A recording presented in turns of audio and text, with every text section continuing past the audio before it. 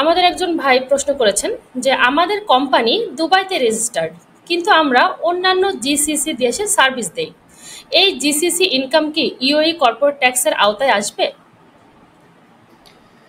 ধন্যবাদ সুপ্রিয় উদ্যোক্তা। যে প্রশ্নটি আমাদের উদ্যোক্তা এখন করেছেন সেটি হচ্ছে যে কোম্পানি হচ্ছে সংযুক্ত আরব আমিরাতে রেজিস্টার্ড বা সংযুক্ত আরব আমিরাতে প্রতিষ্ঠিত।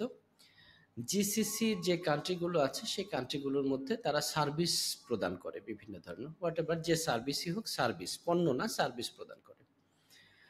তো নর্মালি যেটা হয়, এটার সাথে একটু বলে রাখি যে পণ্য এবং সার্ভিস দুটোই এক্সপোর্টের ক্ষেত্রে পণ্যের চাইতে সার্ভিসের ডকুমেন্টেশন প্রসেসটা একটু বেশি কমপ্লায়েন্স মেনটেন করতে হয়, যেহেতু সার্ভিসটি ধরা যায় না, ছোঁয়া যায় না, পণ্য দেখা যায়। পণ্যর একটা আপনার এক্সপোর্ট হচ্ছে, সেই এক্সপোর্টের ক্ষেত্রে আপনার এক্সপোর্ট যে এক পোর্ট থেকে আরেক পোর্টে হচ্ছে সেই ডকুমেন্টসগুলো আপনার থাকে, কিন্তু সার্ভিসের ক্ষেত্রে নর্মালি এগুলো থাকে না।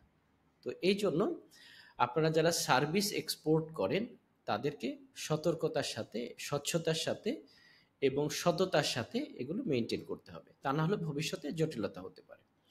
এখন আসি প্রশ্নের উত্তরের ক্ষেত্রে। অবশ্যই সার্ভিসের ক্ষেত্রে আপনাদের যে এক্সপোর্ট যদি হয়ে থাকে এবং এটা প্রুভ করা হয় এবং সত্যিকার অর্থে এভিডেন্স থাকে, অনেক সময় সত্যিকার অর্থে আপনি এক্সপোর্ট করেছেন কিন্তু এটা প্রুভ করার মতো এভিডেন্স আপনার কাছে যদি না থাকে, তাহলে আপনি এটা ক্লেম করতে পারবেন না অ্যাজ এ জিরো রেটেড।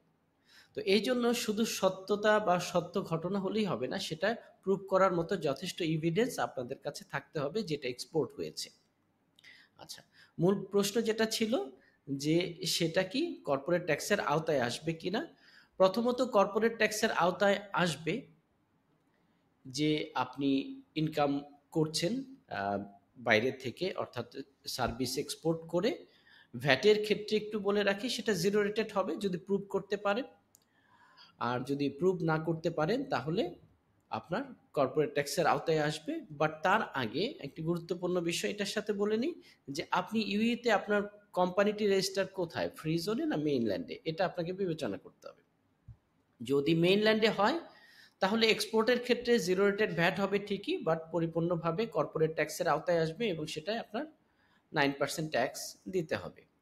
কিন্তু এটি যদি ফ্রি জোনে হয় এবং আপনার পরিপূর্ণ ইনকামটি কোয়ালিফাইং ইনকাম হিসেবে বিবেচিত হয়, তাহলে এটি কর্পোরেট ট্যাক্সের আওতায় জিরো রেটেড হিসেবে আসবে, অর্থাৎ আপনাকে কোয়ালিফাইং ইনকাম হিসেবে জিরো ট্যাক্স প্রদান করতে হবে আপনার যতই এক্সপোর্ট করে থাকেন। আশা করি বিষয়টি বোঝাতে পেরেছি। তারপরে যদি সুপ্রিয় উদ্যোক্তা ভাই বোন আপনাদের কোনো জটিলতা মনে হয় বা জটিল মনে হয়, আপনারা প্রশ্ন করবেন, আমরা এটি সম্পর্কে আরো ডেপথ আনসার করার চেষ্টা করব। ধন্যবাদ।